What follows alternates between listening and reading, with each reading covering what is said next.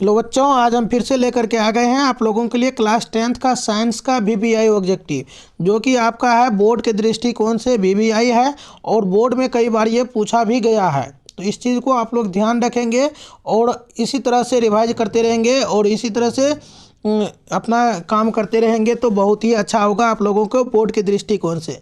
जैसे कि हमारे चैनल पे 5 बजे PM में जो है सो आप लोगों को डेली वीडियो देखने के लिए मिलता है, तो इसी तरह से हमारे चैनल को सब्सक्राइब कर लीजिएगा और वीडियो को लाइक कर दीजिएगा और दोस्तों के साथ भी शेयर कीजिएगा।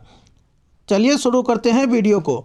अपने 5 बजे इस यूट्यूब चैनल पे ज़रूर जुड़ जाइएगा, जो जहाँ पे आप लोगों को ऑब्जेक्टिव का सीरीज कराया जाता है।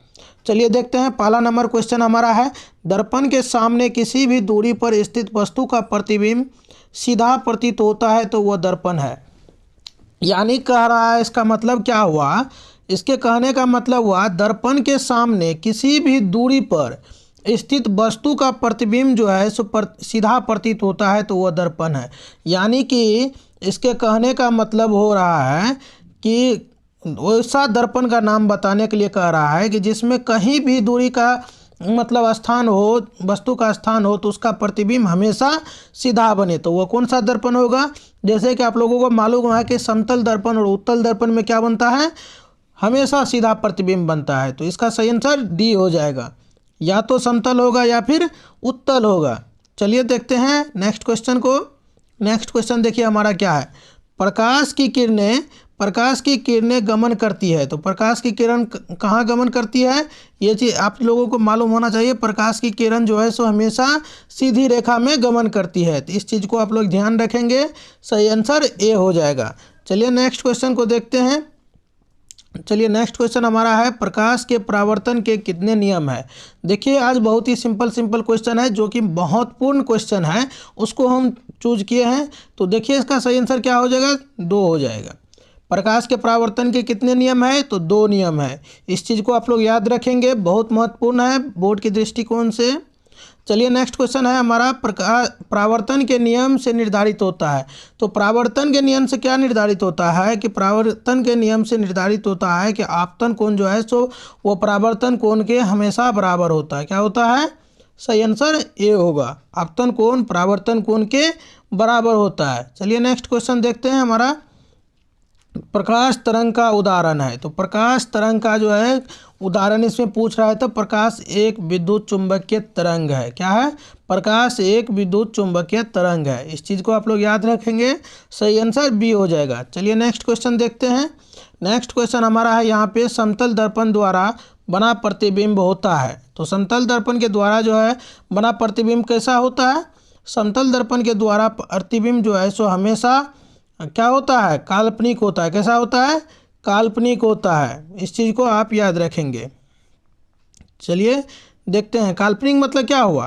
काल्पनिक मतलब होता है कि मतलब जो पर्दा पर प्राप्त नहीं किया जा सकता है, यानी कि सीधा प्रतिबिंब बनता है, उसको कौन सा प्रतिबिंब कहते हैं? काल्पनिक प्रतिबिंब कहते हैं। समतल दर्पण में कौन सा प्रतिबिंब बनता है? सीधा बनता है, लेकिन पार्श्व रूप से क्या बनता है? पार्श्व रूप से उल्टा प्रतिबिंब बनता है। काल्पनिक में आप जिस तरह से हैं उस तरह से आपको पार्श्व परिवर्तन करके आपका सीधा प्रतिबिंब दिखाता है आपको, तो वही हुआ काल्पनिक प्रतिबिंब। चलिए देखते हैं नेक्स्ट क्वेश्चन। नेक्स्ट क्वेश्चन हमारा है, समतल दर्पण की फोकस दूरी होती है। तो समतल दर्पण की जो है सो फोकस दूरी कितनी होती है, तो वो अनंत होती है। कितनी होती है? अनंत होती है। इस चीज़ को आप लोग याद रखेंगे, सही आंसर ए हो जाएगा। चलिए नेक्स्ट क्वेश्चन देखते हैं। नेक्स्ट क्वेश्चन हमारा है, अवतल दर्पण के सामने वस्तु को कहाँ रखा जाए ताकि प्रतिबिंब उल्टा, वास्तविक और समान आकार का बने। यानी क्या कह रहा है, अवतल दर्पण है। कौन सा दर्पण है? अवतल दर्पण में वस्तु कहाँ रखा जाए ताकि प्रतिबिंब उल्टा बने, वास्तविक बने और समान आकार का बने। तो एक चीज़ आप लोगों को पता होना चाहिए कि वक्रता केंद्र पर जो है वस्तु का, अवतल दर्पण में वस्तु का मतलब उल्टा प्रतिबिंब बनता है, वास्तविक बनता है और वस्तु के समान प्रतिबिंब बनता है। तो सही आंसर क्या हो जाएगा? वक्रता केंद्र हो जाएगा। चलिए नेक्स्ट क्वेश्चन देखते हैं।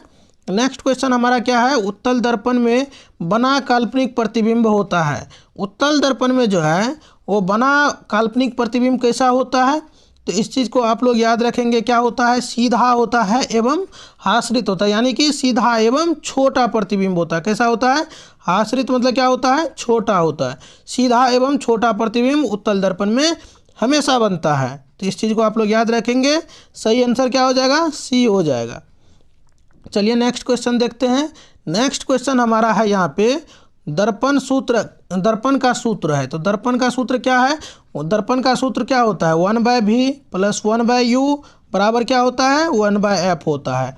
इस चीज़ को आप लोग याद रखेंगे तो सही आंसर ए हो जाएगा।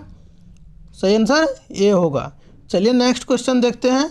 नेक्स्ट क्वेश्चन हमारा यहाँ पे है दाढ़ी बनाने के लिए कौन सा दर्पण उपयुक्त है। यानी कि कह रहा है कि दाढ़ी बनाने के लिए नाई जो है वो कौन सा दर्पण का उपयोग करता है। तो कौन सा होता है, हजामती दर्पण भी इसको कहते हैं, अवतल दर्पण को हजामती दर्पण कहते हैं, या फिर दाढ़ी बनाने के लिए उपयोग किया जाता है।